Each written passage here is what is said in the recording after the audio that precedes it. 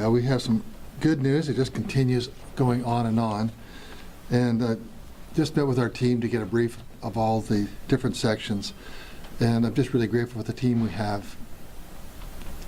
You know, since I took office, I've led the way to make Georgia the most secure, free, and fair place to vote in the United States.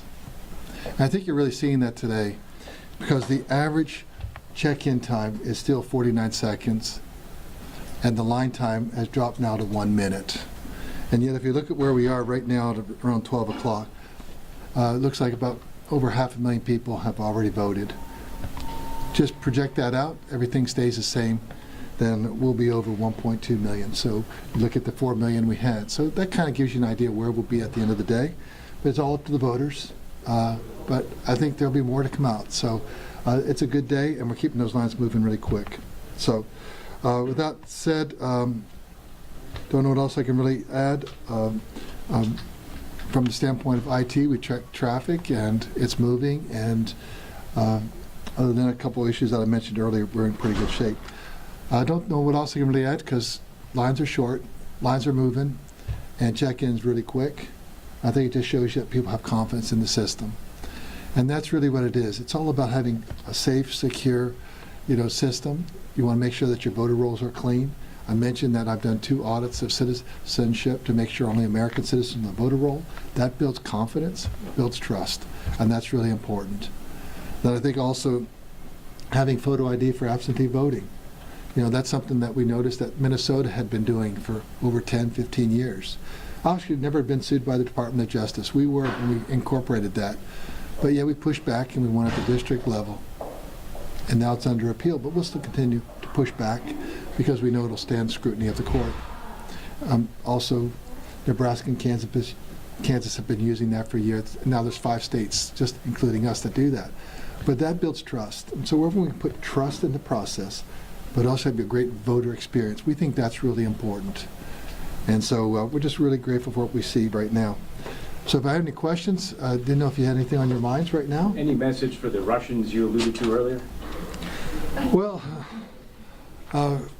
we're pretty quick on our feet, and we catch them every time. And we've got some great federal partners that can look out over the horizon. And so we're grateful for the federal partnerships that we have, and they're with us today. It's really what their whole motive is to try and destabilize America. When you don't have much going for you, then if you can try and destabilize America, then that's probably the best you can do.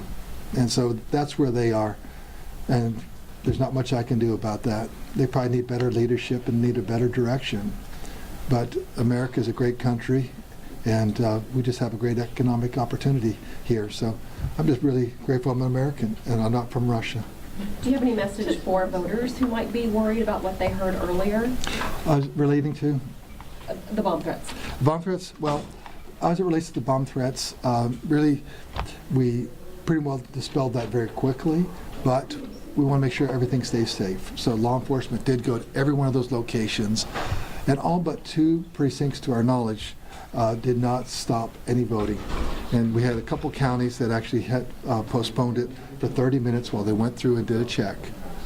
But other than that, all the other counties just continued on with voting unimpeded. How widespread was this? You said multiple threats?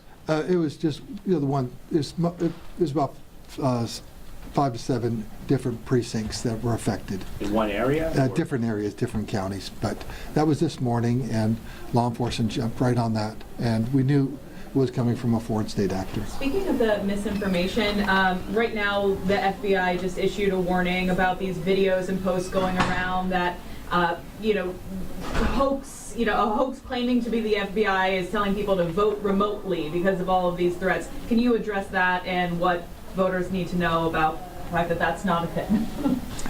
I would tell voters, if we don't post it on our website, that's probably not true, because we are only going to put out the facts. And if the FBI, puts that out that it's a hoax, you got to lean into something. I would lean into the FBI, because they're pushing back hard, just like we're going to push back hard on election interference, election disinformation. We want voters to understand to get out to vote, And we're making sure we have safe, secure environments. And we've been making sure been working on safe, secure environments for the last year with our security roundtables throughout the state. Can I do one more question? Sure. Thank you. In terms of turnout, where in the state are you seeing the highest turnout?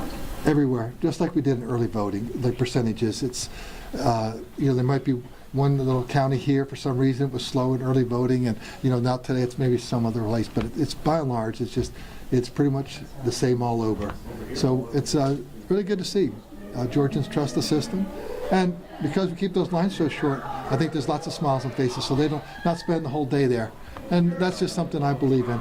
It's like whenever you have to do something in life, you can make it fun. It'd be a whole lot better, and so maybe the post office can take a page out of our book.